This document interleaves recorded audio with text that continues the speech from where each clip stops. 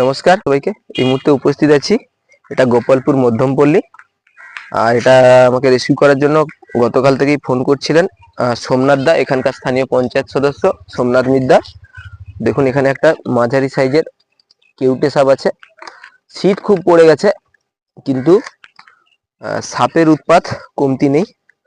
এখন বাস্তুতন্ত্রের অনেক পরিবর্তন হয়েছে।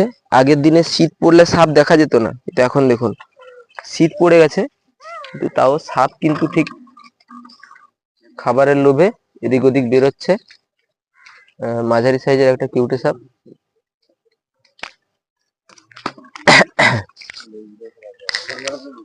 ঠান্ডা একটু দুর্বল হয়ে গেছে। না খরিস নয়, সাপ। আচ্ছা ঠিক আছে। সাপ কিন্তু ঠান্ডার সময় বেরানোর কথা নয়। দেখুন ঠান্ডা আছে তাও কিন্তু সাপ বেরিয়ে পড়ছে। আর রোদে যা রেখে দেওয়া হয়েছে, রোদটাকে বেশ আরাম করে উপভোগ করছে। কারণ সাপ হচ্ছে ও ঠান্ডা সহ্য করতে পারে না, সবসময় গরম দরকার হয়। সেই জন্যই শীতকাল পড়লেই সাপ হচ্ছে শীত ঘুমে চলে যায়। আর এখন দেখুন সাপটা কিন্তু মুগরিতে আটকা পড়ে গেছে। যাই হোক, বেশি কথা না বলে সাপটাকে কৌটোর মধ্যে ভরে দিই।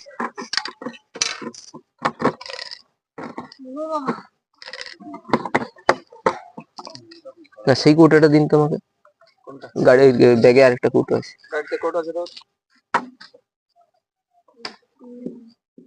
ঠান্ডায় দুর্বল হয়ে গেছে।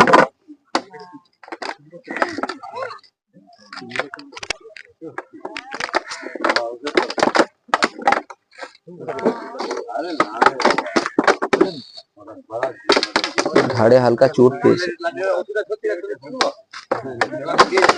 শুনুন একটা কথা বলি, সাপ কোনো ওষুধ শেকড় বাকড় কোনো কিছুতেই হবে না, ঠিক আছে? সাপের কোনো বুদ্ধি মস্তিষ্ক নেই।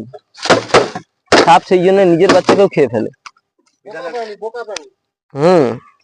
ওই শুধু যেই জিনিসটা নড়ে সেইটা দেখে মুখ তুলে দেয়। আর আপনারা বলেন এই আমাকে সাপ ফোনা তুলে খেদি নিয়ে এসছে, ওরকম কোনো ব্যাপার নেই। সাপ দুধ খায় না, সাপ দুধ খেলে মরে যাবে। সাপ সবসময় আমিষ খাবার খায় আর গোটা খায়। মানে ধরুন একটা ইঁদুর একটা মাছ, ও যা খাবে গোটাই খাবে, গিলে খাবে। কারণ ওর চিবিয়ে খাওয়ার মতো দাঁতও নেই। ওর ঘাড়টায় কিছু একটা সমস্যা হয়েছে। হ্যাঁ দাঁত আছে, সে কামড় দিয়ে ওই দাঁতটা কি করে, ওই দাঁতটার কাজ হচ্ছে গিয়ে শুধুমাত্র ওই প্রাণীটাকে ওর নিয়ন্ত্রণে নিয়ে আসা।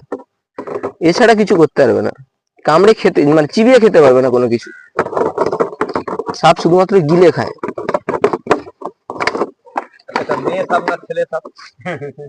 কি করে বলি, দেখতে হবে ভালো করে।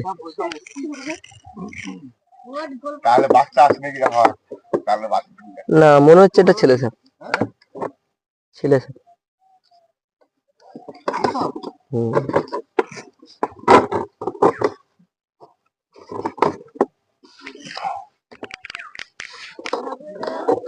হ্যাঁ কি দিয়ে দেবো, ডাকনা কোথায়, আমি কি করতেছি, মুশকিল করছে, দেখা হয়নি। ছোট সাপ খুব খারাপ, ছোট সাপে অ্যাক্সিডেন্ট বেশি হয়।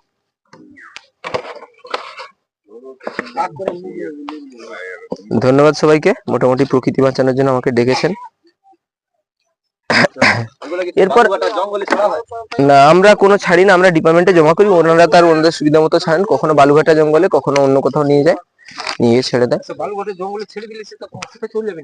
যাক না, বালুঘাটা জঙ্গল, বালুঘাটা জঙ্গলটা সরকারি ভাবে, প্রাকৃতিক ভাবে নয়, ওটা সরকারি ভাবে,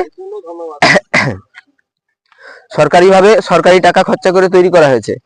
রেঞ্জাররা ডিউটি করছে, ধরুন মানে পাহারা দিতে যাচ্ছে অত বড় বন।